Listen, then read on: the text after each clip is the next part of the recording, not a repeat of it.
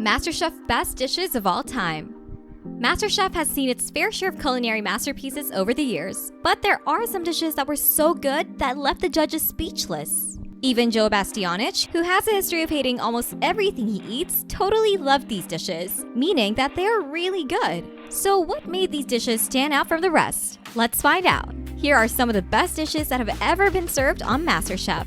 Number 7. Lee's Dungeness Crab Salad. In Season 1, Lee Nass stunned the judges with his Dungeness Crab Salad. Up until this point, Lee had been flying under the radar, neither impressing nor disappointing the judges. The guy was just coasting. But this dish changed everything. Lee's creation was simple yet elegant. A Dungeness crab salad with fresh avocados served with a gazpacho andaluz as a sauce. It might not sound revolutionary, but the execution was spot on. Graham Elliott was particularly impressed. He admitted that Lee's dishes hadn't been the worst or the best up to this point, but this crab salad screamed to him right away. In fact, Graham said it was exactly what he would have made for this challenge. High praise from a professional chef. You knocked this challenge out of the park. Thank you very much. This is awesome. But the real kicker came from Gordon Ramsay. In a moment that surely had Lee's heart racing, Gordon declared the dish as the best so far in the history of MasterChef. This is the best dish we've seen so far in the history of MasterChef. Talk about raising the bar. This dish was a game changer for Lee. Graham told him he'd gone from being in the middle of the pack to jumping to the top, becoming a force to be reckoned with. It just goes to show that in MasterChef, one perfect dish can turn everything around. Most people think creating a complicated dish is what will make you stand out, but Lee's crab salad proved that sometimes, simplicity and perfect execution can outshine even the most complex creations. It was a reminder that at its core, great cooking is about letting quality ingredients shine and nailing the basics. Number 6. Dustin's Sausage Roll with a Twist. Who knew a sausage roll could make Gordon Ramsay excited like a kid? For this MasterChef audition, Dustin Falcon decided to go with his Italian spin on a British classic, pesto in a sausage roll. Apart from Gordon Ramsay, the other two judges were a bit skeptical about this dish from the start, probably because it was a simple hot dog. But Dustin proved everyone wrong. The moment Gordon had a taste of that beautiful dish, you could practically see the stars in his eyes. He was so blown away, he ate the whole thing before the other judges could even get a taste. The dish looked fantastic and tasted even better. That delicious. Thank you so much. Thank you. Thank you.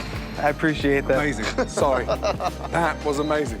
Graham Elliott couldn't stop grinning, and even Joe Bastianich had to admit it was good. But what actually made the dish so good? Well, Dustin swapped out the usual British banger for spicy Italian sausage and added a creamy marinara sauce that had the judges practically cleaning up the plate. It just goes to show that sometimes the best dishes are the ones that take something familiar and flip it on its head. Dustin's sausage roll wasn't just tasty. It was a little piece of culinary magic that turned 3 hard-to-impress judges into happy, munching machines. Number 5. Christian's Pistachio Crusted Salmon. Christian Cullen's knocked it out of the park with his restaurant-quality dish in Season 2. Not just your average restaurant, though. Definitely a Michelin-starred one.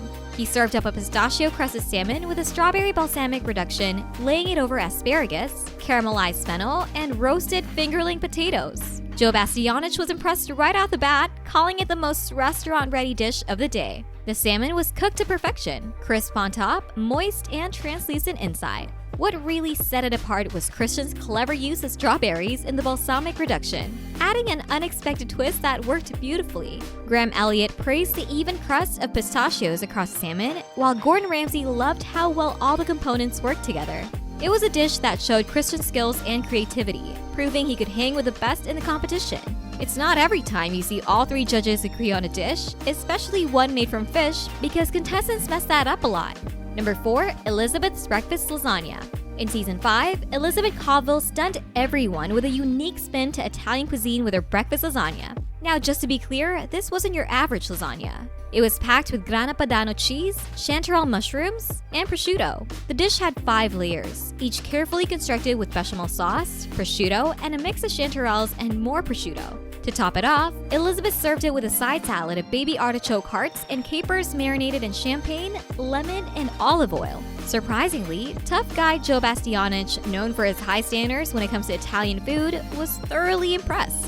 He praised Elizabeth's use of bechamel and her skill in creating new products from base ingredients. In fact, he was so taken with the dish that he told Elizabeth it was like taking a trip to Italy. High praise considering she'd never actually been there. This is like taking a trip to Italy. Great job.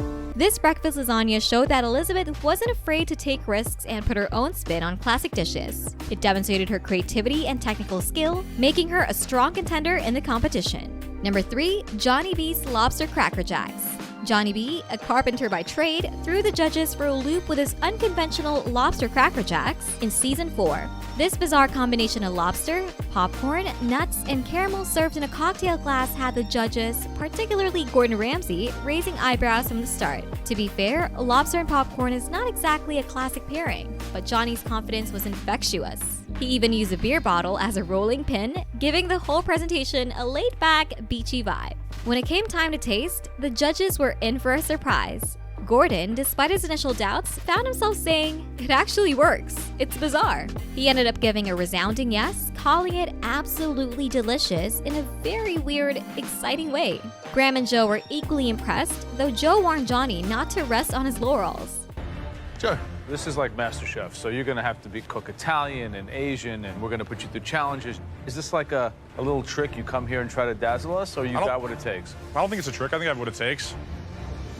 This dish showed that sometimes the craziest ideas can lead to the most memorable flavors. Johnny's creativity and willingness to take risks set him apart from other contestants. Number 2, Luca's Black Cod. In season 4, Italian chef Luca Monfe surprised everyone with his mastery of Asian flavors.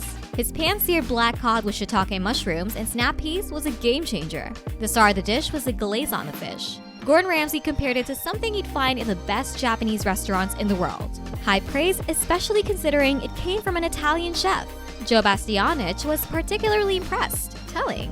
He praised Luca's understanding of the protein and his blend of French technique with Asian flavors. This sauce is amazing because it's kind of like the culmination of your journey. You have French technique, Asian flavors. You made me proud. Grazie mille. Bravo. This dish was a turning point for Luca, demonstrating his growth as a chef and his ability to excel beyond his comfort zone of Italian cuisine.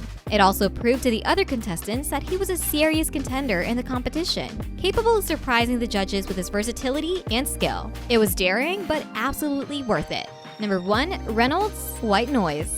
Enough about Luca. Let's talk about Reynold Pernumo's White Noise dessert. Honestly, this wasn't just a dessert. It was like edible modern art. When Reynold brought it out, all the judges were surprised to see a dessert looking so good. The presentation was simply amazing. The dessert was made from jasmine gelato, coconut, frozen ganache, white chocolate crumble, and these little white pebbles that looked like they belonged in a Zen garden. Oh, and there was strawberry gum jelly and yogurt gel in there too. It was so pretty, the judges almost didn't want to eat it. Almost. Even Gordon Ramsay, who's seen it all, said it looked like something out of a science lab. It's almost like being in a science lab. But the real magic happened when they took a bite. Gordon actually said it tasted better than it looked, and if you know Gordon, he doesn't say something like that all the time. Melissa Leon, always ready with poetic descriptions, called it ephemeral art and said it was like something from the world's best pastry chef. That is high praise, especially considering this was early in the competition. Reynold made it clear with this dish that he wasn't there to mess around. This dessert was like his way of saying, "Watch out, I'm here to win." And boy, did the other contestants sit up and take notice. If it was a movie, all the other contestants would have been side characters.